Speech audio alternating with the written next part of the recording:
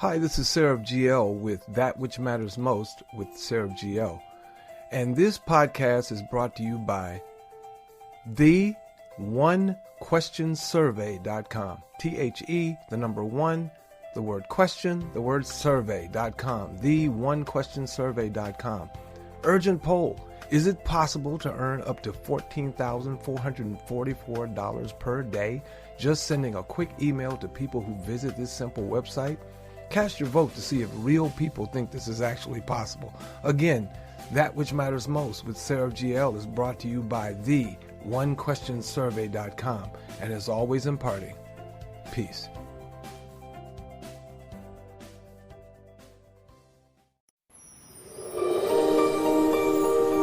I protect that which matters most.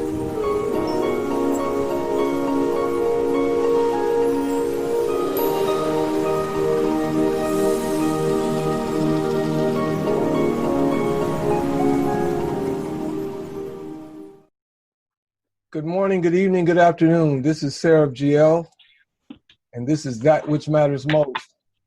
And today I would say that this is the most important video, blog, podcast I've ever done.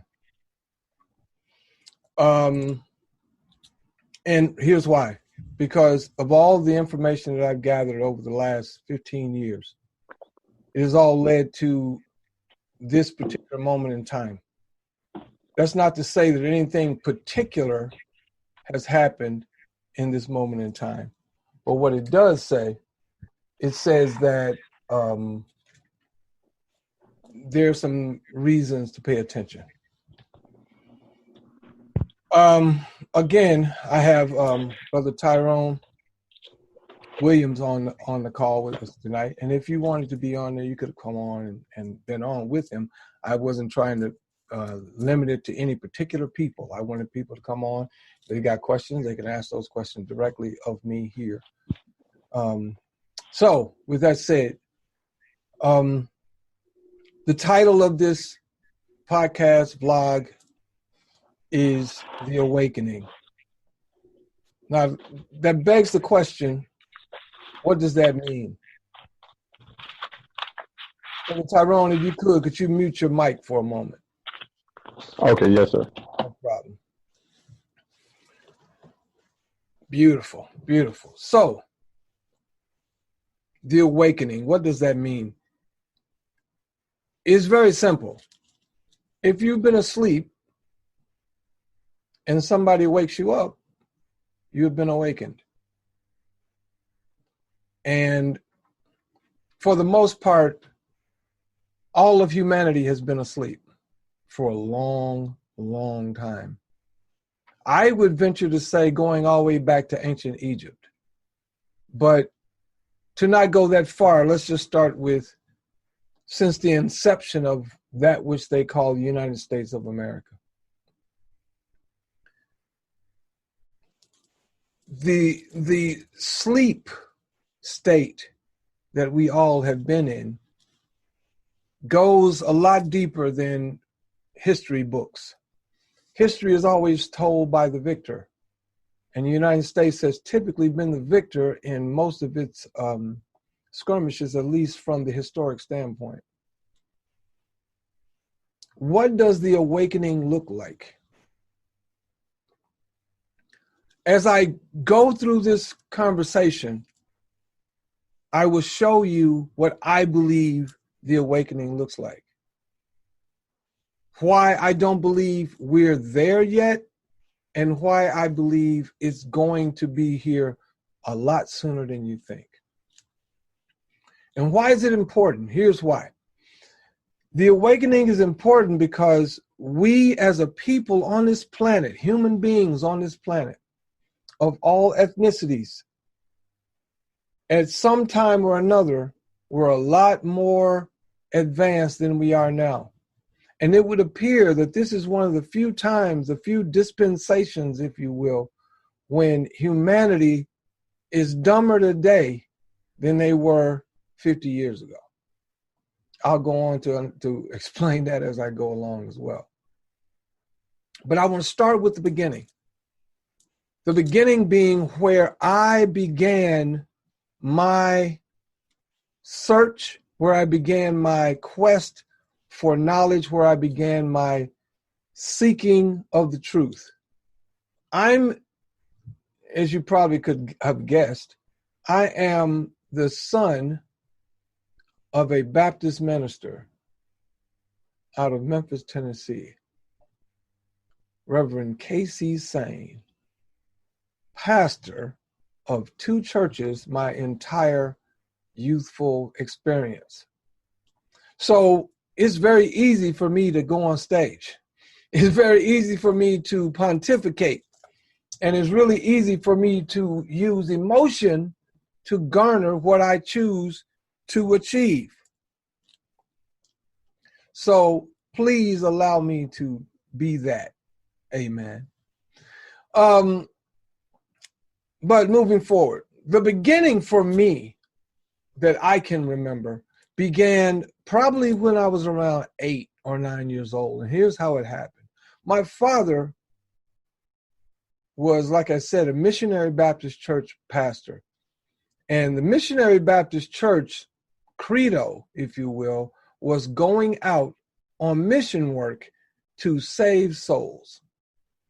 Once you got past that, you're on your own, basically. All right. So my father specialized in that activity as opposed to being a student of the religion he professed a belief in.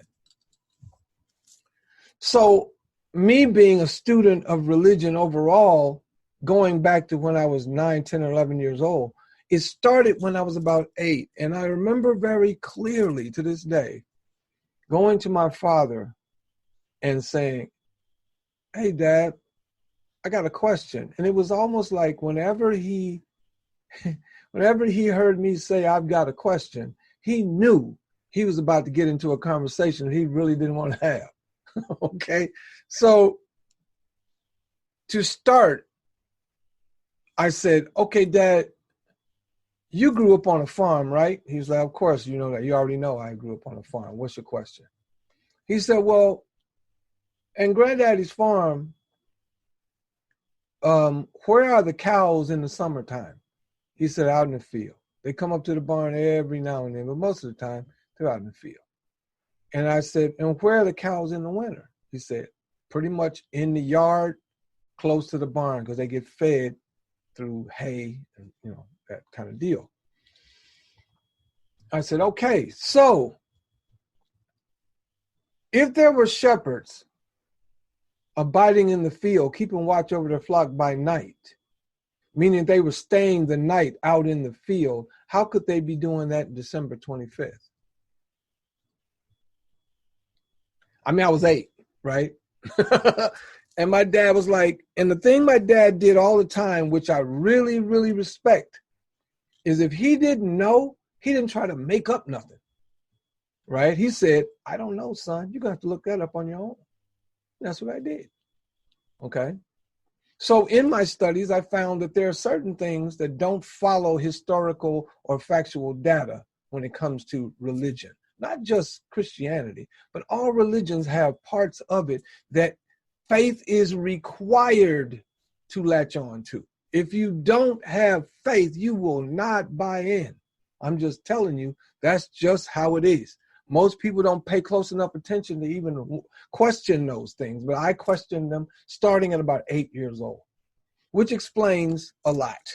Okay. I remember very clearly asking my dad, "Why do we celebrate a holiday that's not in the Bible?" He's like, "What are you talking about now? Halloween?" I said, "Nope. Halloween is just a tradition. It's not a celebration, really. It's just a thing that people do. Kind of like, people who aren't Mexican practicing Cinco de Mayo." Okay.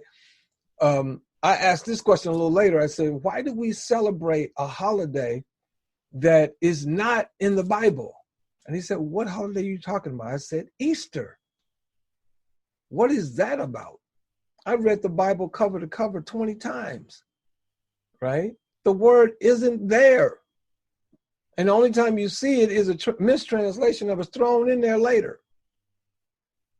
So what is that about? And it really explained to me what this Easter has to do with eggs, bunny rabbits, and baby chicks and baby ducks. What does any of that got to do with anything, especially when it's relating to the trial, crucifixion, and resurrection of the historical figure known as Jesus?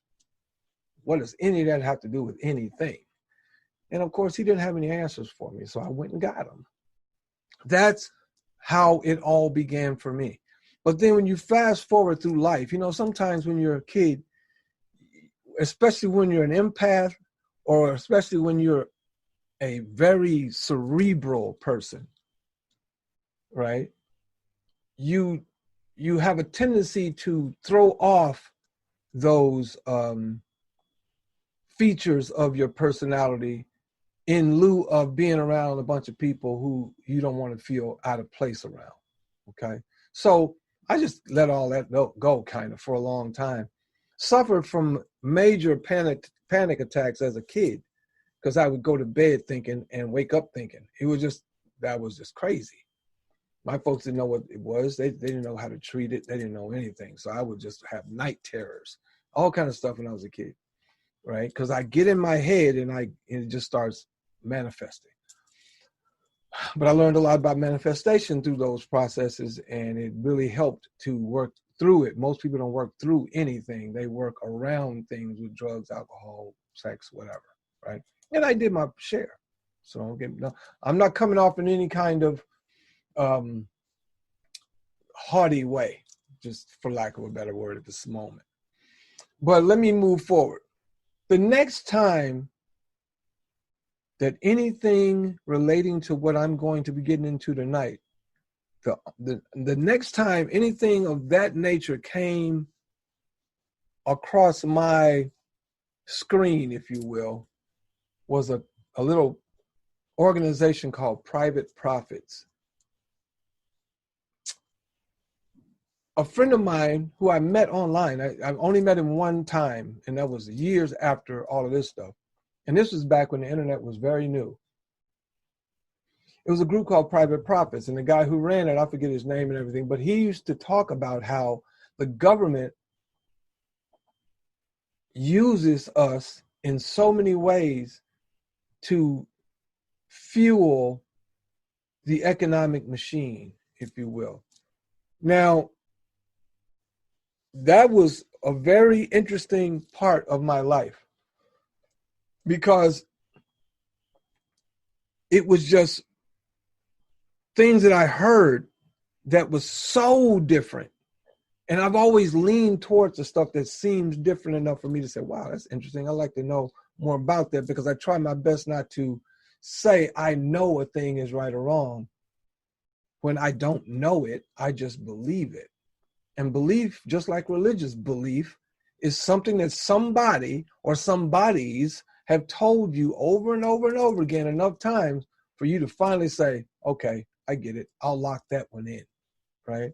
Even though I don't have any kind of factual data to substantiate it, or very scant data at best, I'm going to go with it anyway, right? But Private Profits started me on that journey of trying to look behind the curtain, if you will. Then, while I was on tour with Jimmy Vaughn, I'll never forget it, Charlie Redd, one of the backup singers, came to the back of the bus where we all hung out, of course, because that's the coolest spot in the bus. Everybody knows that. Came to the back of the tour bus and had a book in his hand. And the name of that book was Conversations with God.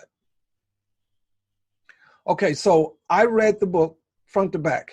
When he got done, I gave it back to him when I finished. Then the next day I took it from him again and read it again in the bus. And virtually every day on the bus, I would read and reread this book over and over again. Now, I don't know if you know anything about the book, but maybe you should look into it. It started me on the path of trying to understand this concept known as God. All right. Then an even bigger wrench was thrown into my psyche when I came across a book by Eric von Daniken. And the name of that book was Chariots of the Gods. Very interesting book. Very interesting, by Eric von Daniken. I suggest you read it. It goes into deep detail based on factual scientific data and historical data as to how allegedly this earth was seeded by an extraterrestrial race of humans. And they were called the Anunnaki. And they seeded the earth. And the original humans viewed them as gods. And they didn't argue with them. At first they tried to, but then they realized staying in the position of Godhead kept them safe. And okay, I don't discount it, I don't deny it. I don't fully accept it, but I don't fully denounce it either, because I don't know. As you'll see as we go through this conversation, I rarely say, oh, that's just not real, that's not true, I don't believe that. Because I claim to not know anything, and the knowledge of that opens the world, the universe to me. And then I get to decipher what I want to hang on to and what I don't. Okay? Are you with me still? Good. Okay, now, on top of Conversations with God and Eric von Daniken's Chariot of the Gods, fast forward a little further, and I ended up living in a home in Waverly, Minnesota. And my wife at the time and I bought that house on a lake. And that lake, I fished in it every day. I used to own a bass boat, and I fished in that boat every day. I was a firefighter in Waverly. And at the time I was a firefighter in Waverly, before our house was foreclosed upon, I was the only Black firefighter, not only in Waverly. I was one of 3 Black people in Waverly. Small town, 749 people, and 3 Black people. That's a joke I used to tell. But I was the only Black firefighter in all of Wright County. So Waverly thought they were really cool. They had a Black guy. And they voted me unanimously. It was no up in the air numbers or nothing. It was everybody. Yes, we want Greg Sane. So yeah, I was a firefighter for a little while. But when we were losing our house, I came across a group of people who were called sovereign citizens. So yes, folks, I've been a part of a lot of things in my life. And in so connecting with these people, which are basically all Europeans or quote unquote white people who didn't have much money.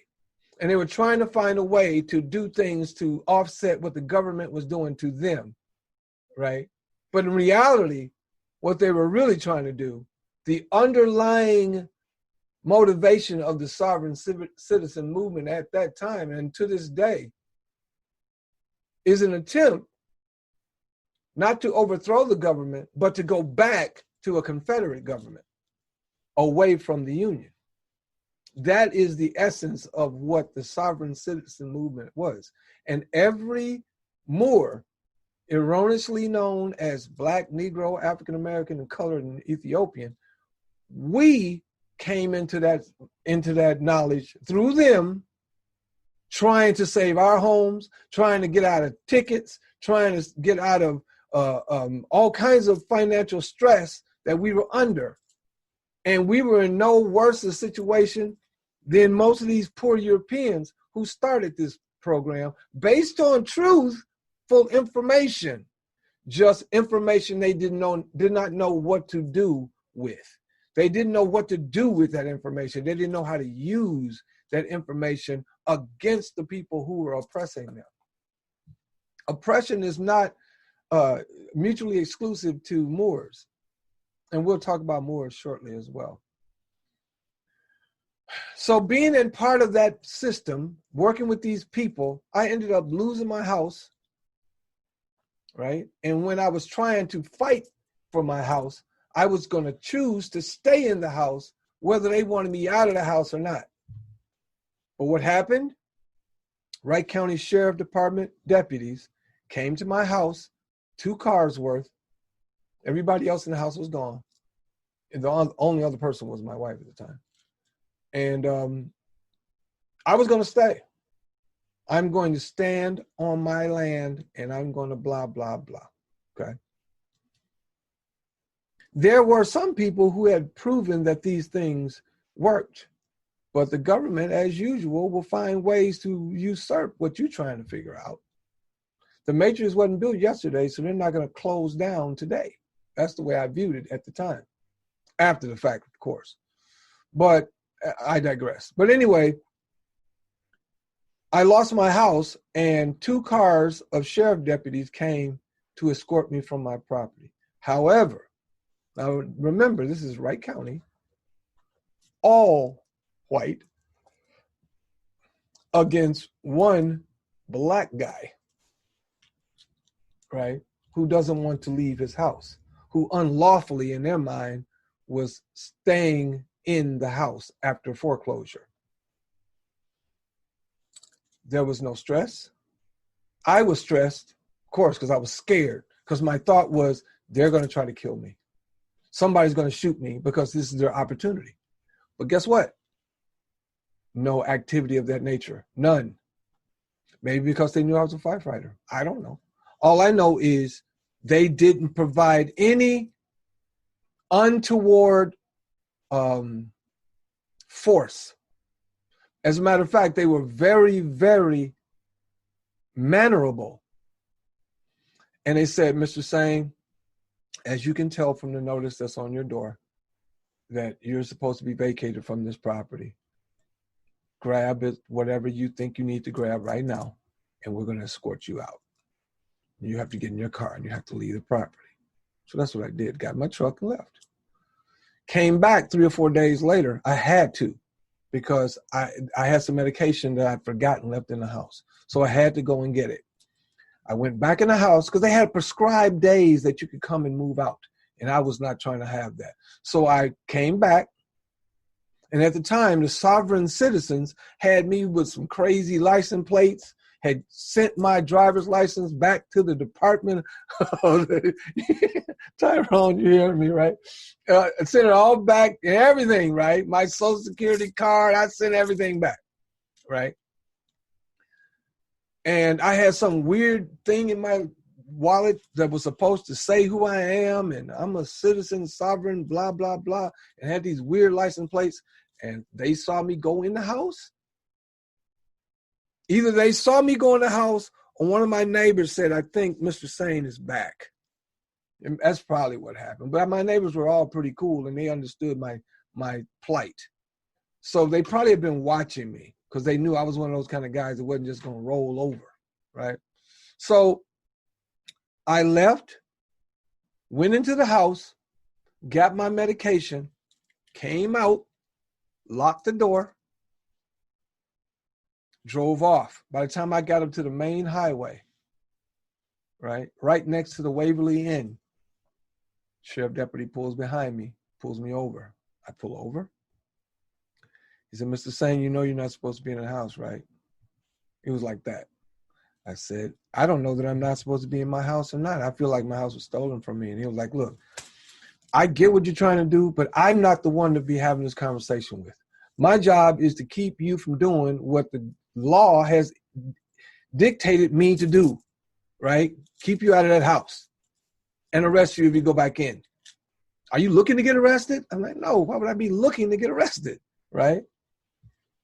So he said, let me see your driver's license. I don't have a driver's license. Let me see your insurance card. I don't have an insurance card. I have a right to travel on the highways and byways. Okay, So I showed him my little weird card, and he said, these license plates are not state issue. You can't drive around with that. He said, look, I don't know what to do here, so give me a minute. I need you to get in the back seat. He cuffed me and put me in the back seat of the car. First time I'd ever been handcuffed, first time I'd ever been in a police car, and I haven't been either since. And this was years ago, right? Years ago. So I'm sitting in the back of the car. If you've ever been in a cop car, this is not fun if you're standing up. So imagine sitting in a car and the seat is so close up on you so they make sure you can't move much. So I'm like this, and I'm pissed off, I'm mad, I'm cussing. And I know they got a camera, and I'm saying, you motherfuckers are fucking with a sovereign and all that. I was all crazy, right? So 10 minutes later, more like 15 to 30 minutes later, I'm looking out behind me, and the guy's standing on his cell phone, little flip phone. He's on his cell phone. He's talking to somebody. Finally, he flips it closed, comes out, pulls me out of the car, gently pulls me out of the car, unlatches me. He says, okay, Mr. Sain, here's the deal. We're going to give you a ticket for driving without a license, driving without proof of insurance, and driving with fictitious plates, or whatever they call it, all right? We have to impound your car right now because you can't be driving on the highway, right, with what you got going on here. And I said, all right, I guess you kidnapping, you took my car, you're taking my car now, right? And all that. He said, no, it's not kidnapping. We just impounding your car, right? And, because we let you keep on going. Something happened, then who would we have? What do we work with? We got no ID. We got nothing, right? I said, well, whatever. And he said, now get this. He says to me, is there anywhere you need to be? I said, what do you mean? I'll take you where you need to go. Sheriff deputy was going to take me home.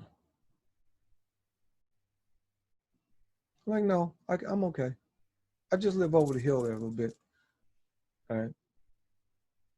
Never took my cell phone. Nothing. And they took my car. The next day I went and paid $199 to get my car from an impoundment lot. And then after they got done with the tickets and they dropped the case on the tickets, turned it into a misdemeanor trespass, and all of that went away. All right. Shortly thereafter, all of my government documents were returned to me by their respective offices. And in their letters, they said, although we kind of understand what it is you're approaching, you cannot do that. You have to, if you don't want to hold on to your card, throw it away. If you don't want to hold on to your driver's license, don't renew it, but you cannot send it back to us. It doesn't work like that. Thank you. Have a great day. Luckily, they did that because now I still have the tools of the Matrix. Just like if you're trying to build a house, you can't build a house if you ain't got no hammers. So it doesn't make sense to go into the house building profession with no hammer. So I'll move forward with that again. So next step, I came across a website called Poofness. Now, I don't know if you guys ever heard of this guy. It was a guy or a woman, I don't know. But the last time they did something was 2018.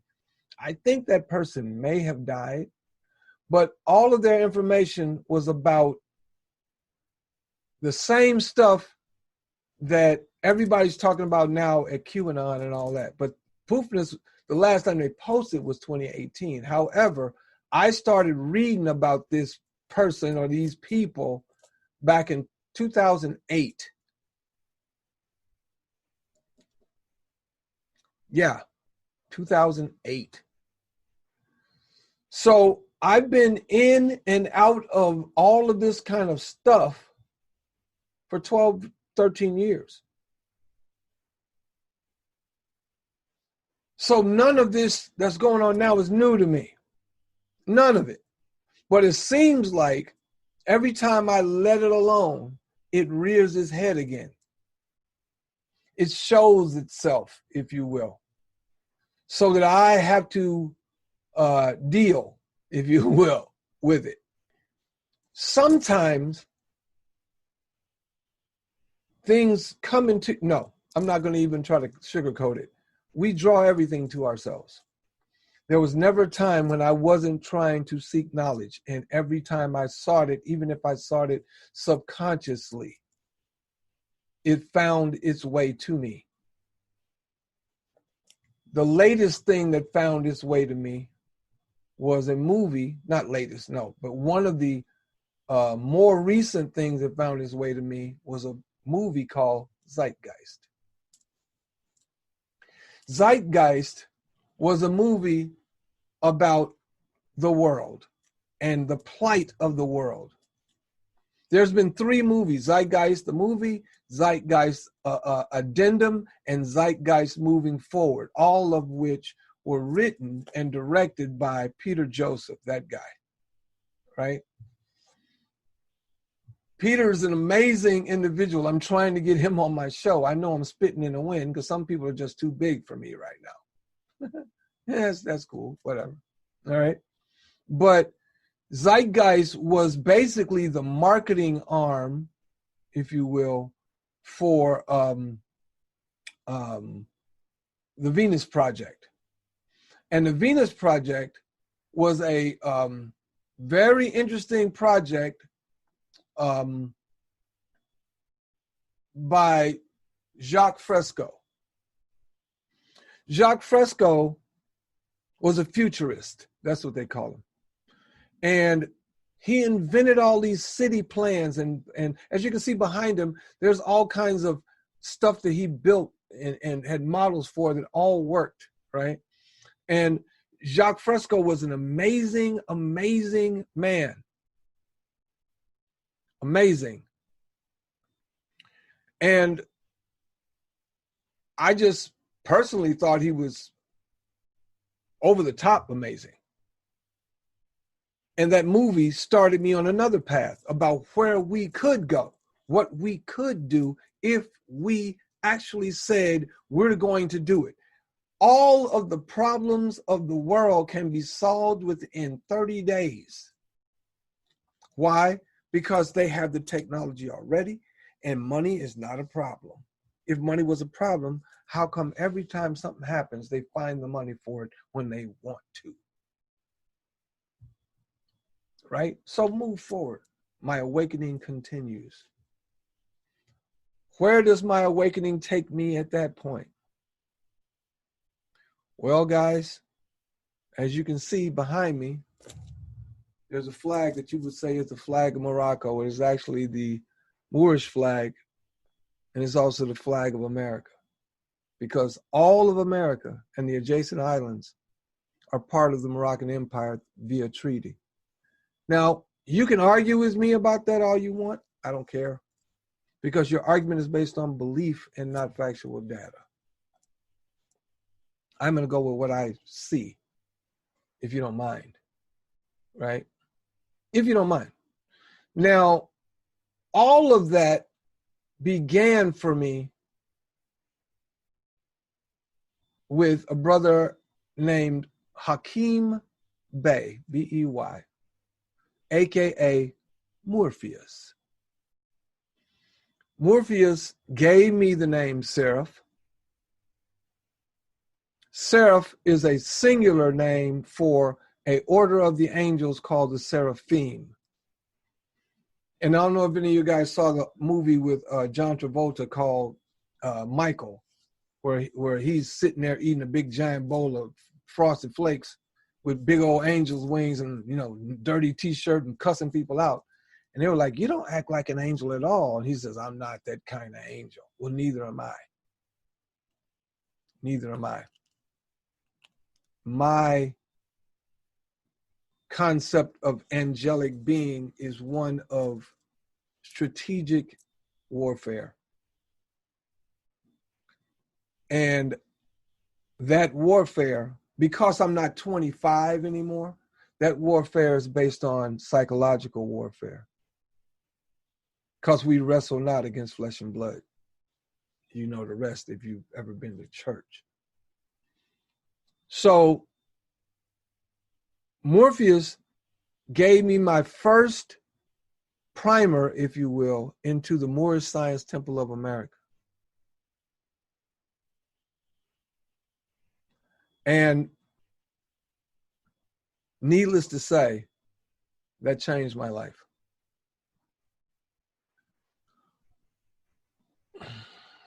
That individual right there is Prophet Noble Drew Ali, peace be unto him.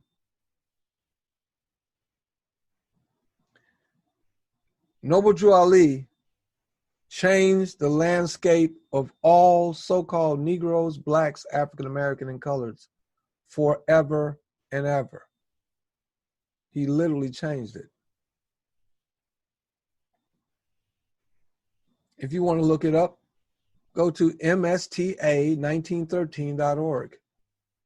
Over 100 years of service in the great program of uplifting fallen humanity.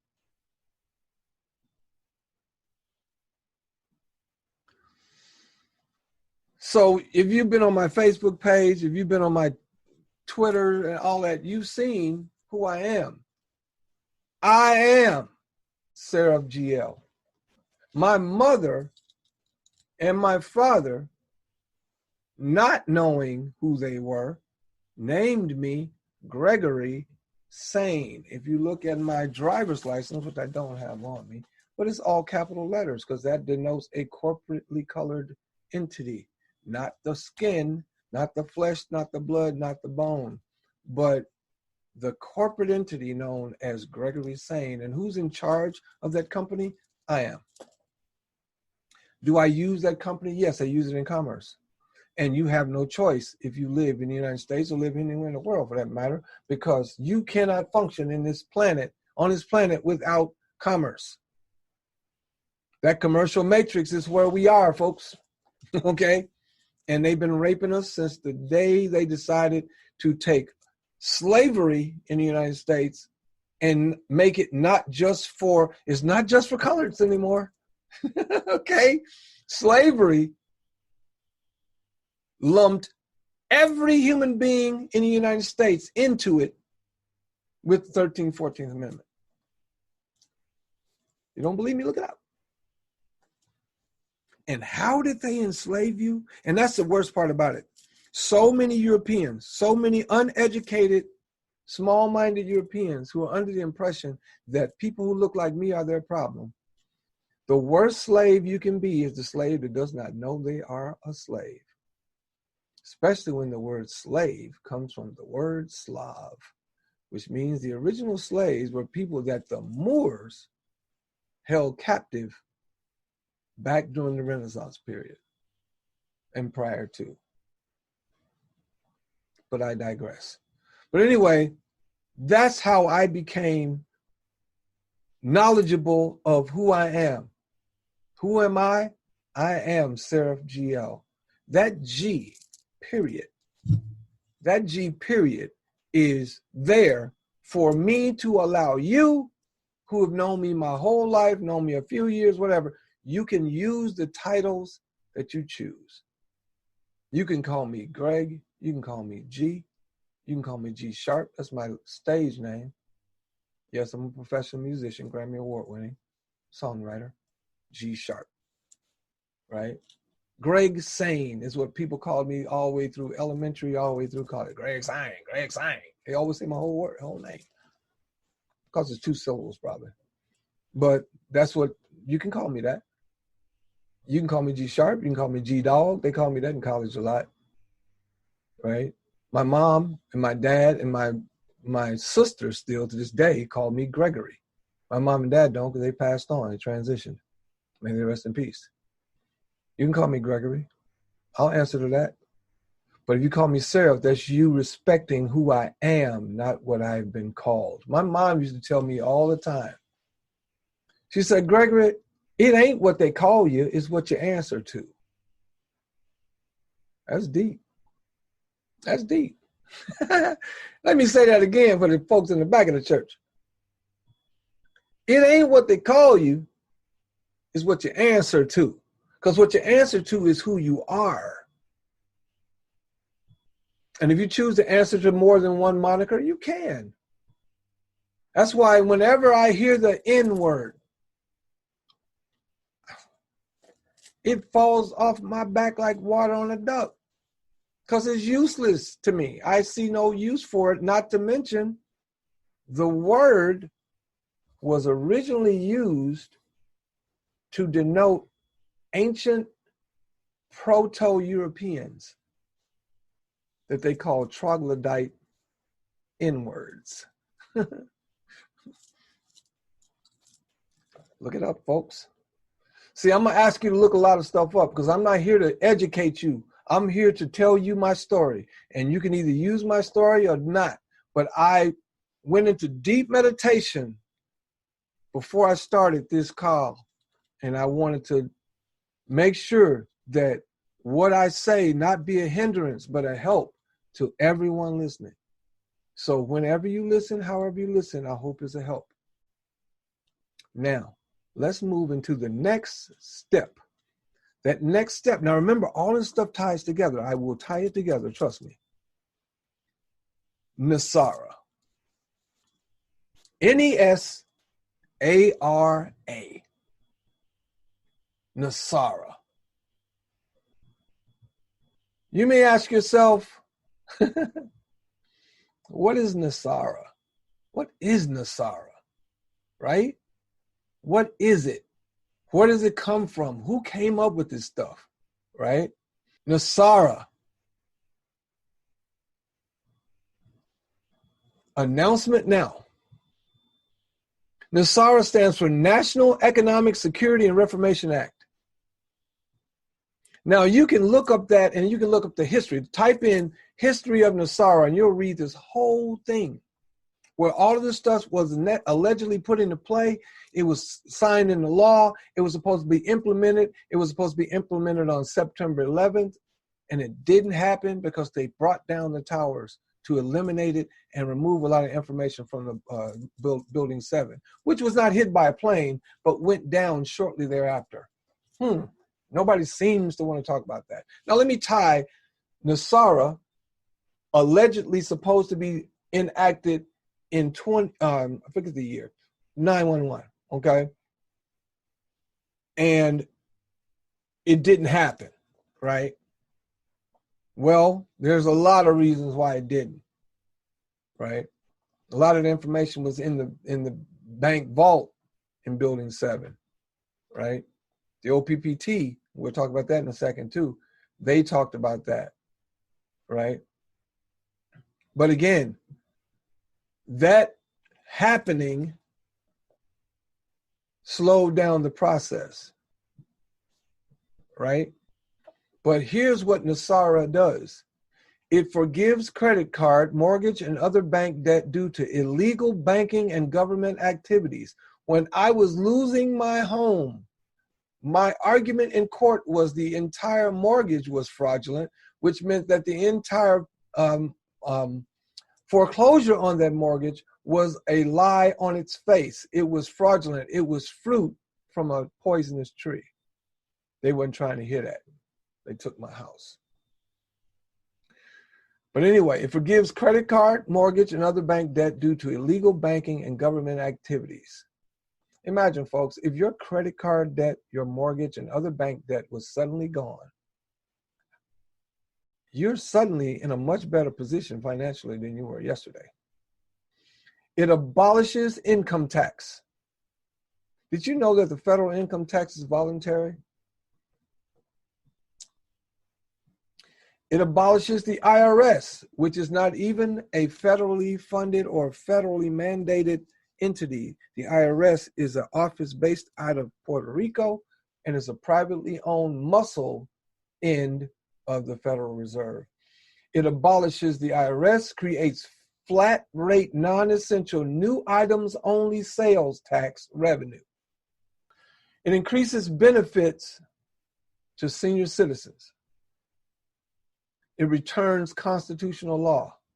Constitutional law, if you return to constitutional law, that kind of changes everything immediately, but because you have to look up constitutional law. establishes new presidential and congressional elections within 120 days after Nassara's announcement. Because this particular election coming up is November 3rd, right? People have assumed that today and leading into this week is, the date that is supposed to go into effect. There's supposed to be an announcement, if you will, but maybe they don't want to make an announcement because people overall have a problem with too much change, even if it's good change. People go nuts, right? So that's probably what they're doing, if they're going to do it at all. Again, I'll explain to you what I mean by that as we move forward. It monitors elections and prevents illegal election activities or special interest groups, like lobbyists. It creates new U.S. Treasury currency called rainbow currency, backed by gold, silver, and platinum precious metals. You do know that the dollar originally was backed by gold and silver. And it hasn't been since 1913, when Calvin Coolidge allowed the those gentlemen who started the Federal Reserve, to put it lightly, to put it nicely, I should say. It returns constitutional law to all our courts and legal matters. Again, the main constitutional law is do no harm. So in other words, if I'm driving 150 miles an hour in the suggested speed zone of 55, I have done no one harm. You cannot give me a ticket until I hurt somebody. It allows us to be adults. All right. It initiates new U.S. Treasury bank system in alignment with constitutional law. It eliminates the Federal Reserve System, which is neither federal and it has nothing in reserve. It's a privately owned corporation owned by banking families. Basically, the biggest cartel in the United States, dare I say the world. It restores financial privacy.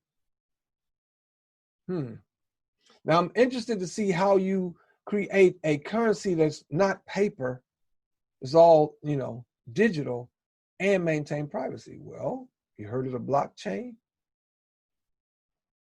All right. Retrains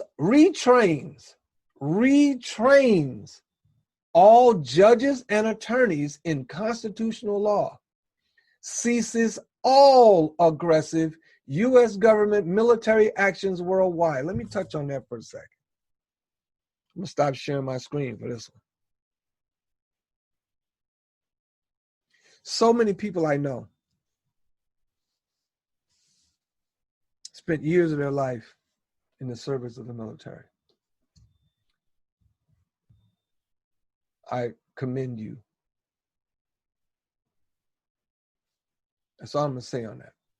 But you do realize that you were used by your government to take stuff from other people. And like a bully too, because you don't ever try to take stuff from somebody that can kick your ass. Right? You go over bowing and scraping to Russia. You go over bowing and scraping to North Korea, China.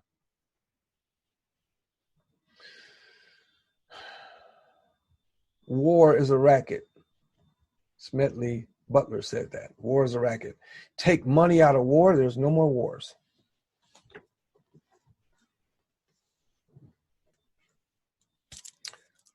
Jacques Fresco from the Venus Project put it best. When you eliminate money, you eliminate 99% of all the problems and the crime in this world. You eliminate money. Kind of like defund the police, where you use a catchphrase that was a really bad choice of words, marketing-wise, because one thing about Republicans, they know how to market to their people. Democrats always assume people are smarter than they actually are. It's kind of a snobbish kind of deal. I don't aspire. I don't connect myself to either one of those parties. Wing left, wing right of the same vulture. But I digress. establishes peace throughout the world. Peace. But then there are those who are Christian who will say, if they look in the book of Revelation, that the Antichrist ushers in peace, peace, peace. You can find some way to make anything bad if you want to. That's all I'm going to say on that. Initiates first phase of worldwide prosperity distribution of vast wealth, which has been accumulated for many decades. Here's what that means. Many countries, Great Britain, Russia, China, United States, the leading industrial powers have been moving gold around for years and years. And a few people allegedly, like the Bush family, stole tons of gold and tried to store it, I think, in Paraguay. And from what I'm to understand, all of the stolen gold around the world has been recovered. And that's what this new rainbow currency is going to be backed by. Gold and silver. Now, I don't own any gold. Gold has always been financially out of my reach, but I've had some silver in my day. I might or might not have a little now. But I do know that all of these things are moving. The prices are moving. The debt clock, I heard, was going backwards. I've never seen that before. See, there are certain things you can look up, you can check, right? Also, Nasara releases enormous sums of money for humanitarian purposes, enables the release of new technologies such as alternative energy devices, also medical technologies that allegedly have been around for centuries that we have not been allowed to use. Why? Because there's no money in, how are you going to have a pharmaceutical industry and everybody never gets sick, right? I can give you one right now, real simple, won't cost you a dime. Maybe it'll cost you a dime. I'm going to type in right here, frozen lemons, cancer. This is how frozen lemons help defeat diabetes, cancer, and obesity. Lemon has been a part of our food life for ages. Till date, we have been using them in form of juice or slices. Today, we're going to tell you about another form of it that's good for people suffering from cancer, obesity, and diabetes. It has been proven that the peel of lemon contains more nutrients than the juice, and it contains compounds that fight against many diseases. The best way to get maximum benefits is to freeze them, grate, and use. Here's how. Look it up, guys. Free of charge. Free of charge. You're welcome. But that's what Nasara is allegedly about to do. But I've known about Nasara since they first mentioned it years ago, at least 10 years ago. So when it popped back up recently, I was like, here we go again. Every time I get out, they pull me back in. And here I am again, listening to people talk about Nasara. And guess who brought up Nasara? This group I was also a part of called the OPPT, the One People's Public Trust. Right? If you go to i-uv.com/OPPT/absolute, you can read what they were about. But the basis of their information was about UCCs, which I heard about back in my sovereign citizens days. I followed all this stuff for years, folks. That's my point. My point is I've been on top of all of this for several years. So when I hear stuff, I don't get excited anymore, right? I don't get fired up about it. I listen, I pay attention, I keep it moving. I take in what I believe to be true based on the knowledge, the factual data that I have acquired, And if I don't buy it, I let it go. I roll out. Roll out. Right? That's what I do. But here's what I do know. For Nasara to work, hear me out. If Nasara is to be real, if it's going to fix what is wrong, right what has been wrong. I've heard people talk about reparations. I'm going to talk about that in a minute when I get on to Black Lives Matter. I want to show you guys something. And most of you, I would assume, have never heard of it. Never. But a lot of states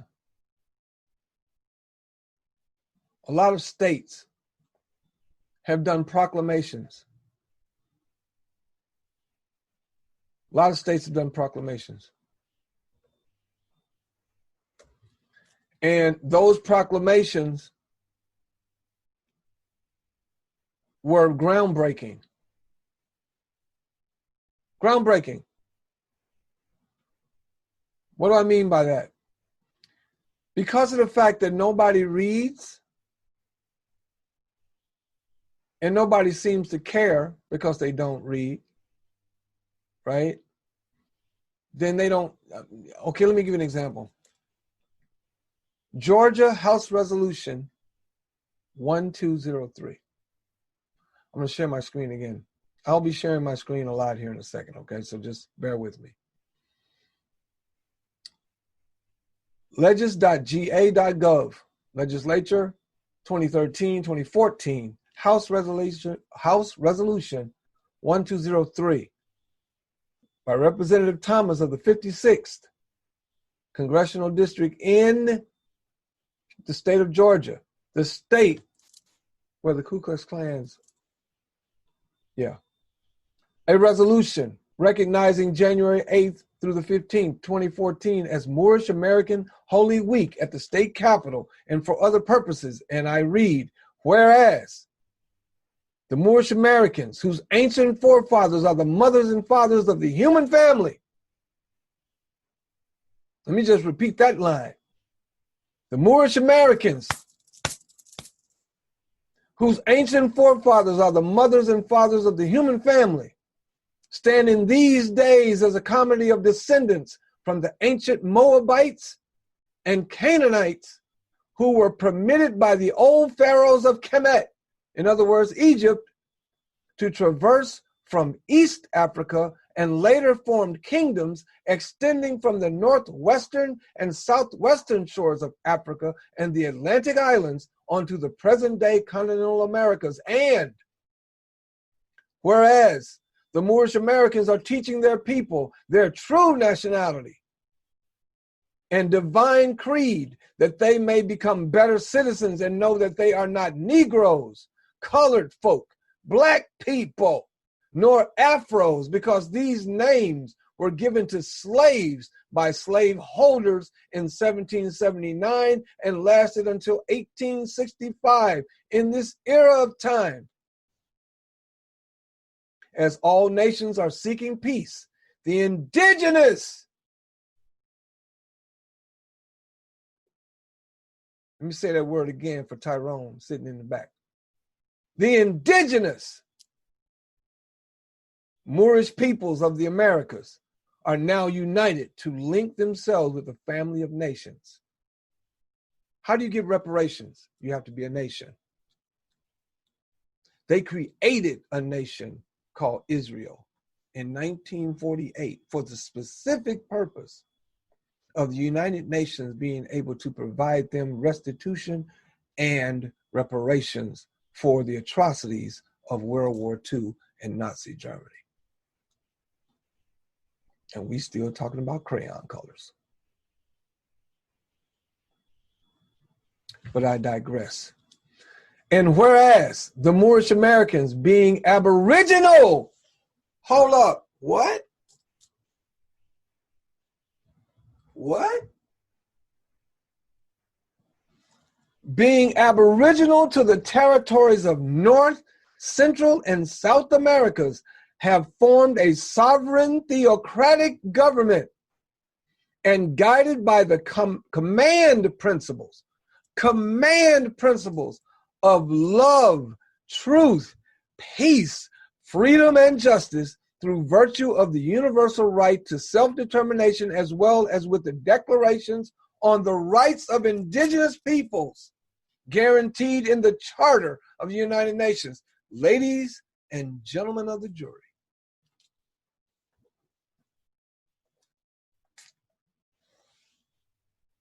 ladies and gentlemen of the jury, if Barack Hussein Obama or Barry Soe, whatever y'all want to say his name is, I don't care what you call him. I don't care what you want to do with him. I don't care what you want to say about him. You can say he's gay. You can say his wife is a man. You can say all this craziness. And you can say as a quote unquote black person that Barack Obama didn't do nothing for black people. If he did nothing else, he stood between the double doors with the Moorish flag, the flag of America. He stood between the double doors with a flag on both sides.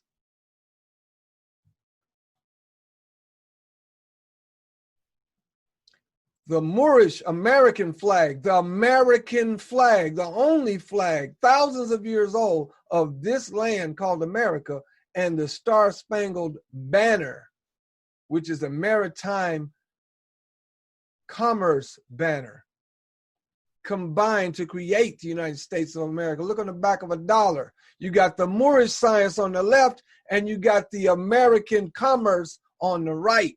Y'all ain't trying to work with me today, but it's all right, church. We gonna go on and preach anyway. All right. He gave us two things. He announced that Morocco was the first empire that recognized the United States as a sovereign nation. Why? Because we gave them the charter. We started the original treaties with Morocco and the 13 colonies. All right. But he also showed you about the Declaration on the Rights of Indigenous Peoples. Who do you think they're talking about? So-called Indians?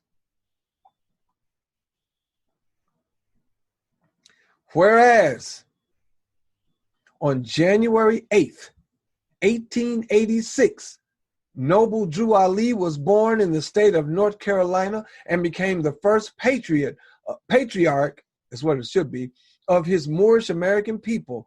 And in 1912 was anointed El Hajj Sharif Abdul Ali by the head of Egypt and holy city of Mecca to return to the United States as the last prophet and founding father of the newly risen nation of Moorish Americans. On January 15th, 1865, slavery was abolished in the United States with the congressional ratification of the 13th Amendment, and the Moorish Americans, through self-determination, are unfolding as a pure and clean nation.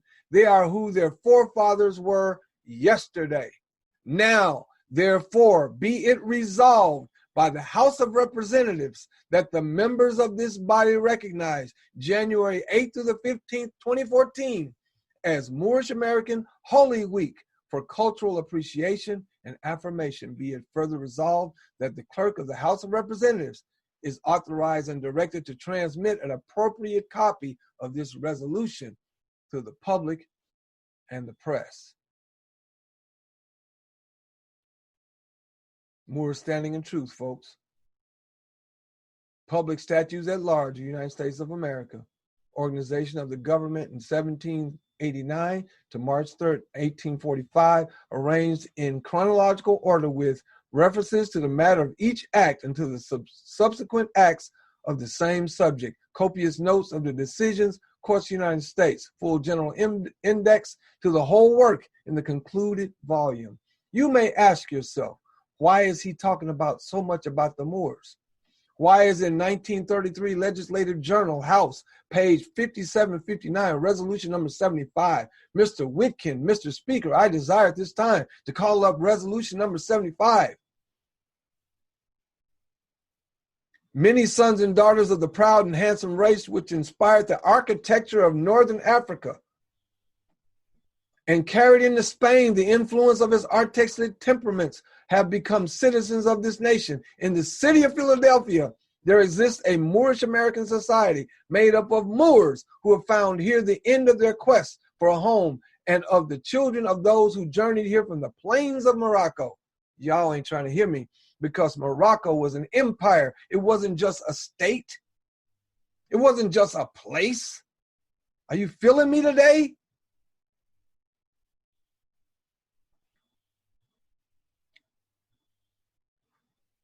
Y'all ain't feeling me today. I'm saying all of this for a very particular reason.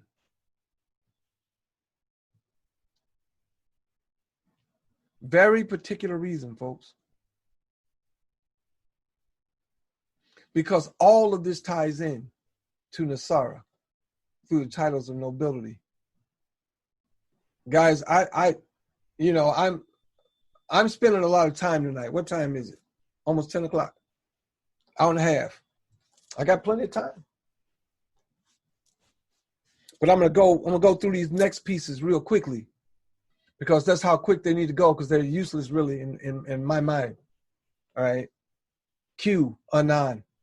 QAnon is a group of people who got together recently trying to talk about some stuff that they've been talking about for years and years and years. And now they've used a PSYOP. You know what a PSYOP is? You know what a PSYOP is? Psychological operations. Right? They're using a PSYOP, and they've gotten smart enough to use Q as a basis to making this whole thing look like Donald Trump is the savior of all mankind. And all he's really trying to do is get another bid, 4 years. Because Southern District of New York is going to try to put him in jail. And I don't blame him. I'd do anything I could to stay out of jail. Am I saying he's the most evil person on the planet? No, I don't know if he's evil or not. I met him once, talked to him for like a minute and a half. That's all I needed to know. That's all it took for me. But most of these people who are calling him the risen savior are the same people who called Obama the devil. These people are nuts, guys. And if you watch this and you're one of them nuts, I mean, the first step to healing is to admit you're a fool, admit you're crazy, right? Some things don't have any technical term. Like Chris Rock says, what happened to just good old-fashioned crazy? Right? Okay? Now, but QAnon has been putting out all these drops. And a lot of this stuff originally was military level stuff. You couldn't just decipher it. But recently, a lot of things are getting more and more, you know what I mean? So Nasara, the first time I heard of Gesara, Gesara, was during this current incarnation of QAnon. QAnon, Anonymous, all these people are basically the same people. Now, I don't know if they're legit or not. It's just another opportunity to try to put my mind over here as opposed to over here, right? But let's just go forward. Gesara means global. So they're talking about a global reset. If they do it, hallelujah. I'm with it. But the question is, who is heading it up? And when they get done allowing us to be who we are, because most of us just want one thing. And here comes that part where I'm not that kind of angel again. Most of us just want one thing. Leave us the fuck alone. Period. In that order. Anyway, but Gesara is the whole thing, part of the awakening, right? And the first shall be last and last shall be first. What does that mean? That means that small countries or impoverished countries that don't have enough for people to eat regular meals, they're going to get worked on first. United States has the most to give, so we have to give all so that they can live and function. Now, let's move forward. So, because all of the so-called pandemic, and this is just my opinion, but all of this so-called pandemic never has and probably never will be big enough to warrant shutting down Las Vegas, New York City, Los Angeles, San Francisco, Miami, Dallas, Houston, all the major economic centers of the entire United States of America, shut them down before there was even 1,000 cases.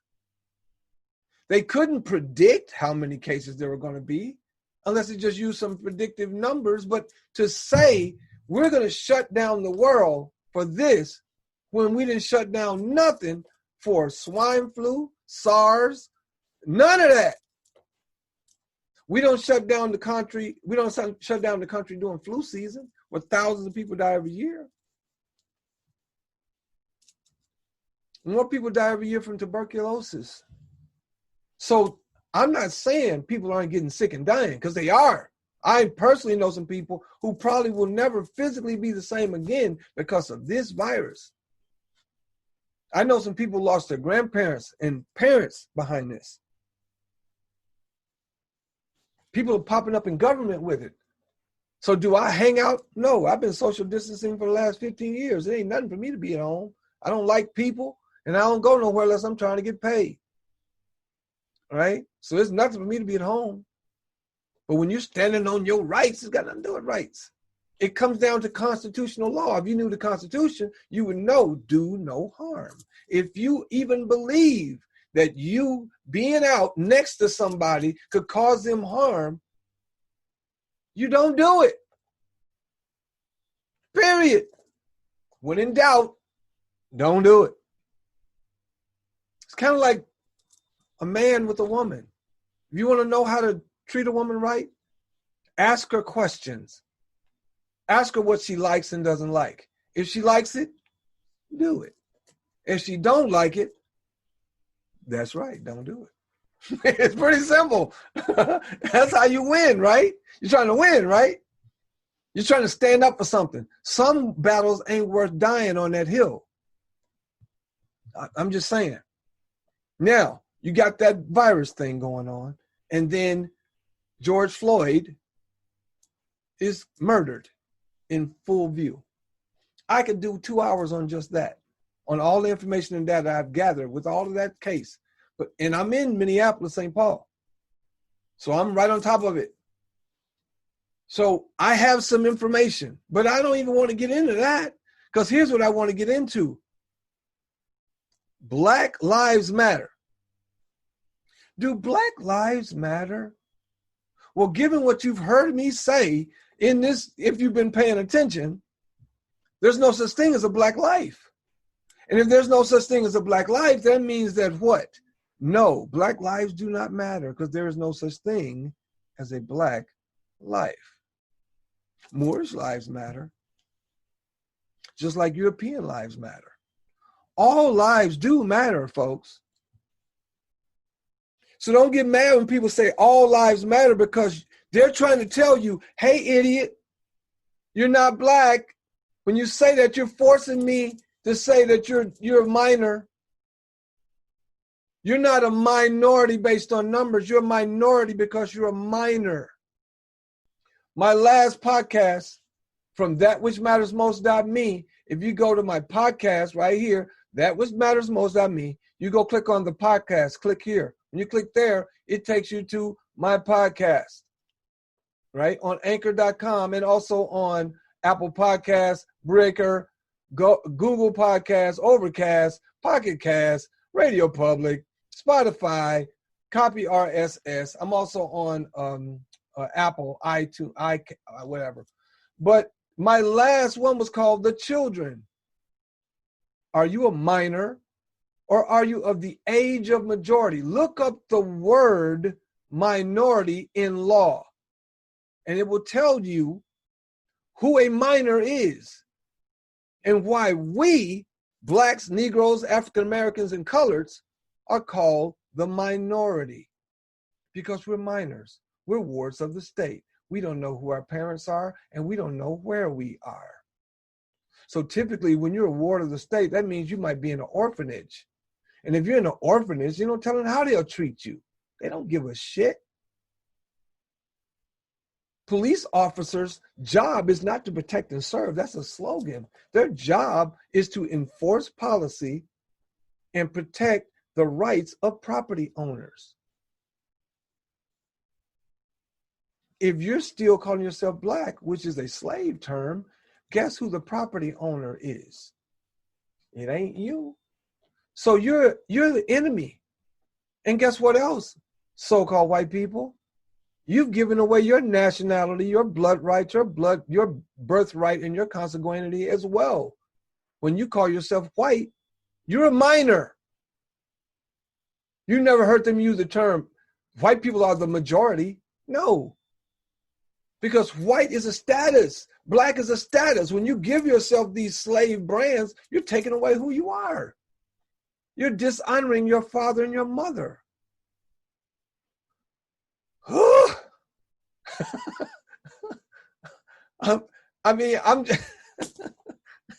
I'm just saying, man. I'm just saying. Jeez. Really? There you are. The children. When you go to thatwhichmattersmost.me, click on the podcast, you find this. My podcast page. All of my podcasts from the very beginning of me doing this. I've been doing this for a minute, right? I've been doing this for a minute. Here's the first one. African Americans ain't from Africa. Y'all better come on, look at them, man. You better hear me today. And then you go to my vlog, the videos. It takes you to discover.tv, my profile, Seraph GL. Look at this. Opinion is really the lowest form of human knowledge. It requires no accountability, no understanding. The highest form of knowledge is empathy, for it requires us to suspend our egos and live in another's world. It requires profound purpose, larger than the self kind of understanding. And my latest one, the children. The children. That's my last podcast I did before this one. This one's the first live one I've done in forever. Thatwhichmattersmost.me. That's where you go to find my stuff, right? And hold on. Let me share my screen again. If you are so inclined, here comes the pitch. Get ready. And the pitch. If you're so inclined, become a member. Become a member. $5 a month, early access to episodes. $10 a month, early access, bonus episodes, VIP patron. Early access, monthly AMAs, bonus episodes. It will help out. You think this flag flying behind me flying because I just, what, I mean? No, it's not how it works. It takes a little something to make that happen. Membership has its privileges. Patreon.com/SeraphGL. $5, $10, $20. This was shown before anybody saw it because of membership, right? Video, here, discovered. That Which Matters Most, podcast, here. But you go here to find it all. Thatwhichmattersmost.me. All right. Now, Black Lives Matter. They don't, because there's no such thing as a black life. Stop doing it. Stop it, folks. Stop. And guess what else? There's an organization that's pumping money into it, headed up by George Soros, a guy who's trying to pump money into eliminating a lot of situations that you call freedoms. Do I know the guy? No, never met him. But I want to know one thing. Regardless of what his politics are, why is it that every time Moors put together any kind of movement, some European, it's usually somebody from outside the United States, slips in, adds some dollars, and all of a sudden they're trying to mold how it goes? Guess where money raised by Black Lives Matter is going to? to help support Joe Biden. A wing of the vulture. When we as Moors in the United States of America, which includes Mexicans, Hispanics, which is another illegal term, Indians, another illegal term, all right, Puerto Ricans, all that kind of stuff, we're all the same people. We're all Moors, right? If all Moors decided we want one thing on the ballot, if that's not in your platform, we getting rid of your ass. And you know what that one thing is? Reparations. Now, I'm not a big fan of the term reparation because as an etymologist, the study of the origin of words, I know that I don't need to be repaired because I'm not broken. The system is broken, right? Don't give me reparations for an ill you did to my people. Give me restitution, restoration. You need to restore what was ours. Oh, that means some people might lose some shit. Well, we have never been the people who seek to take from another nation of people. We did back in the day, which is probably why we paid the karmic debt for what we had to go through in slavery. Because the original slaves were Europeans, and we did some atrocities to the Europeans that we paid for now. But it's time for us to get our check. Y'all got y'all's for 400 years. Time for us to get a check. Time for you to pay your debts. And don't mean you got to lose your shit, because the bottom line is Nasara is going to float the boat so that everybody wins. Because if everybody, I'm going to give you a very simple number. If everybody in the United States of America were to receive $10,000 a month, everybody, $10,000 a month, if you're 14 and older, and you receive $10,000 a month, that's $120,000 a year. Everybody in the United States had that. Crime goes to nothing. Racism goes to nothing. First of all, you can't be a racist if you can't control nothing. Ku Klux Klan don't make policy unless the people that are making policy are in the Klan. Southern Europeans with no money and no time and no education, with no teeth, ain't creating policy that affects people. They don't create policy. Politicians create policy. And as soon as we learn that this fight between Moors and their children, that's right, between Moors and their 4 children, F-O-R-E, children, is fictional, and they stop doing this and start doing this, oh boy. Oh boy. So it all comes down to, is it a psyop?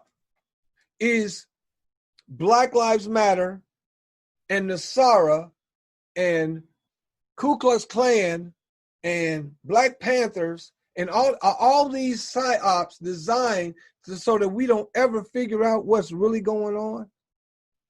Is it just all part of the Matrix? The Matrix wasn't started yesterday. I want it to be over, though. So the future, what do I see for the future? I see nothing but positivity. Why? Because of all the things that I choose to have faith in, I have faith in the positive nature of the universe. I have faith in that. I have faith that my ancestors didn't pass away, going all the way back to Noble Drew Ali, going all the way back to ancient Egypt. They didn't pass away to just be sitting around watching television. No, they passed away to intercede.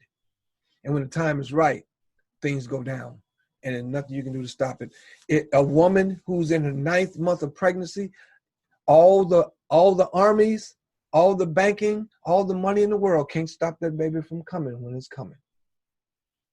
A sister just got shot here in Minneapolis not long ago.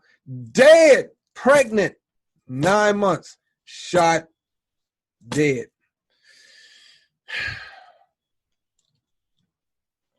They delivered that baby. She passed away. That child has no mother and father. We haven't heard anything about the father. He might be around. I don't know. But that sister's dead, and her baby lives on. That's the future. The future is we've already fucked up the United States of America. We've already fucked up the world. Hopefully they can fix it. And if they can't fix it now, hopefully my son will live. And Tyrone's children, if he has any, I don't know. Hopefully his children will help fix this shit. Because we've done a lot to fuck it up. So, I mean, that's where we are, man. And I do this once a week. I've been trying to do this once a week, and typically it's on Fridays. But today I was told from a number of sources that today was supposed to begin the announcements about Nasara and Gassara. Now, I believe that there's a lot of things already starting to roll out. They're just making them really quiet.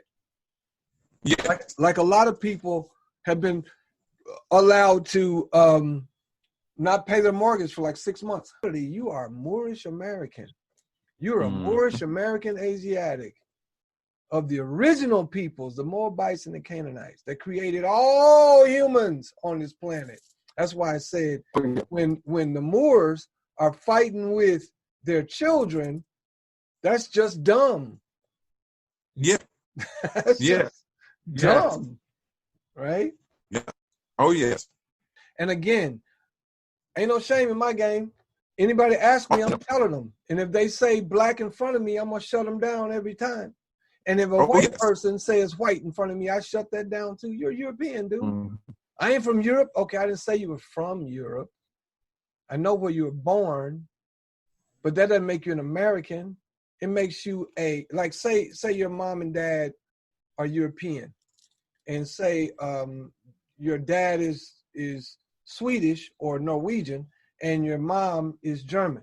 All right, you can connect them if you want, or you can just use either one as the Swedish American, Norwegian American, German American. The German is your nationality, bloodline, birthright, and consanguinity. The American part is where you are naturalized. Yes. Yes. You're not a native. You're not indigenous. You're just naturalized here in America via the United States government. Right? But you ain't got to say all that. You just say, I'm a European American. Be done. Right? Yep. Or I'm a Swedish American. Right? You're right, brother. Save yourself some time and energy, because the problems are coming. And they're going to want to know, who are you? Oh, yes. Right? Oh, yes. The biblical character Moses said, what should I call you? Right? And Yud Hey Vav Hey said, I am. Yeah. I am who I am. I am that I am. Yes. That's why whenever you hear me write or hear me say or see me write, I am, I always write it in exclamations, like big letter. Yeah. I am. Because those two words are the beginning of creation. Everything you want to make in your life started with I am. I am a teacher. I am a singer. I am a facilitator. I am rich. I am powerful. Those two words is like unlocking a door. Use them, people. Use them. Oh, yes. Because everything that we are doing was given to us by those that Eric von Däniken said came from the sky. Why do you think whenever we think about heaven, we look up? Oh, yes. Oh, yes. So if you have any questions, you can ask them. Otherwise, I'm gonna end it, man. It's 10:20. Oh, yeah. I'm going to go sit outside. I know, yeah. I'm about to get into this your side, up in this bed, but I'll shoot you some messages and questions sometime tomorrow. That'll work, brother. And I'm always here to help. You already know that. I appreciate you, brother. All right, brother. And again, ladies and gentlemen, I present to you the awakening. Are you ready for it to happen now? Then make it happen now. Because nobody and no thing is going to give you. You have to go get you and present you so that you don't have to be represented. With that said, I am Seraph GL. And this has been the awakening, which I believe to be that which matters most, and is always imparting love, peace, truth, freedom, and justice. I'm out.